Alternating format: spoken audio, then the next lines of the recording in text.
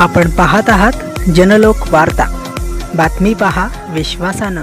पुण्यामध्ये डोमेस्टिक सप्लायसाठी कुठल्याही प्रकारची कमतरता नाही आहे। आपल्याकडे डोमेस्टिक सप्लायसाठी जेवढा LPG पाहिजे तेवढा पुरेसा आपल्याकडे उपलब्ध आहे आणि पुढेही सुद्धा अडचण येणार नाही, म्हणून शासनाने कमर्शियल सप्लायवर काही टक्के बंदी आणलेली आहे। तर सर्वात आधी जिल्हाधिकारी म्हणून मी सर्व पुणेकरांना आवाहन करू इच्छितो की पॅनिकमध्ये येऊन आपण LPG सिलेंडर घेण्यासाठी रांगा लावू नका। पॅनिकमध्ये ॲडिशनल घेण्यासाठी आपण प्रत्येक ठिकाणी पोहोचतो आहे, त्याच्यामुळे रांगा लागते आणि मग लोकांमध्ये संभ्रम निर्माण होतो आणि एक पॅनिकची सिच्युएशन क्रिएट होते। तर तसं कुठलीही परिस्थिती आपल्या जिल्ह्यामध्ये नाही आहे, संपूर्ण महाराष्ट्रामध्येही नाही आहे।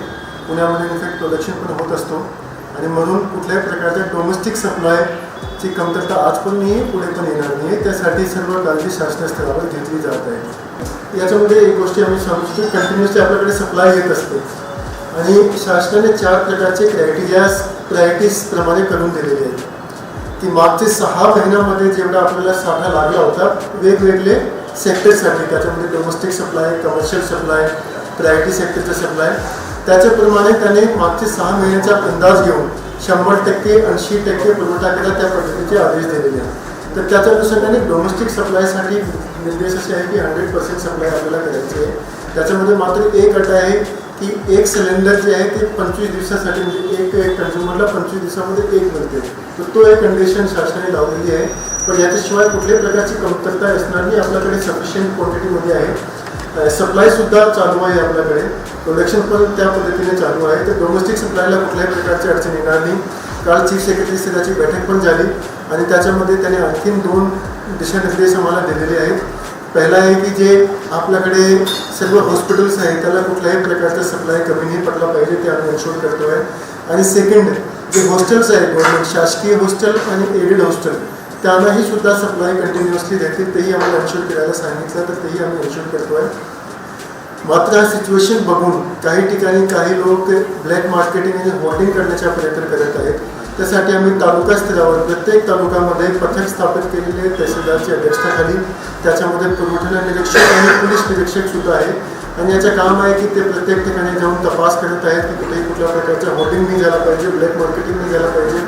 बघा, आपल्याकडे ज्या पद्धतीने सप्लाय आहे त्या पद्धतीने कमी नाही पडतात, मात्र जर ब्लॅक मार्केटिंग आणि होल्डिंग झालं तर पुढे जाऊन कमी पडू शकतो। तर प्रशासन म्हणून आम्ही सर्व काळजी घेतो की कोणी होल्डिंग, ब्लॅक मार्केटिंग प्रकारचे प्रयत्न करू नये। आम्हाला काही ठिकाणी खूप असेही तक्रार आलेली आहेत की हा सिच्युएशनचा वापर करून काही ठिकाणी काही लोक जे आहेत ते जास्त दरामध्ये विकण्याचा प्रयत्न करते, तर त्या ठिकाणी आम्ही काही कारवाई केलेली आहे, निरोप पण दिलेले आहेत। तर सर्वच नागरिकांना आमच्या 3 आव्हान राहील। पहिला हा की डोमेस्टिक सप्लाय कुठल्याही प्रकारच्या कमतरता नाही आहे, म्हणून कोणालाही घाबरायची आवश्यकता नाही आहे। दुसरा, कोणताही सप्लायर हा सिच्युएशनचा वापर करून स्वतःसाठी जास्त अमाऊंटमध्ये विकू नये, तशा प्रकारची आमच्याकडे कंप्लेंट आली तर त्याच्यावर खूप कडक कारवाई केली जाईल, त्याचे निलंबनही केली जाईल सप्लायच्या आणि त्याच्यावर परमानंटली पण बंद आणली जाईल। आणि तिसरी आमच्या सर्वांना आव्हान देतील की ब्लॅक मार्केटिंग किंवा होल्डिंग करण्याचा प्रयत्न कोणी करू नये। आम्ही लक्ष ठेवून आहोत, आमचे पथक आहेत, प्रत्येक ठिकाणी व्हिजिट पण करत आहेत। हे 3 गोष्टी खूप महत्त्वाची सद्यस्थितीमध्ये पॅनिकची सिच्युएशन अजिबात नाही आहे, आपल्याकडे सफिशियंट क्वांटिटीमध्ये डोमेस्टिक सप्लायसाठी LPG अवेलेबल आहे। आपण पाहत आहात जनलोक वार्ता। बातमी पहा विश्वासानं।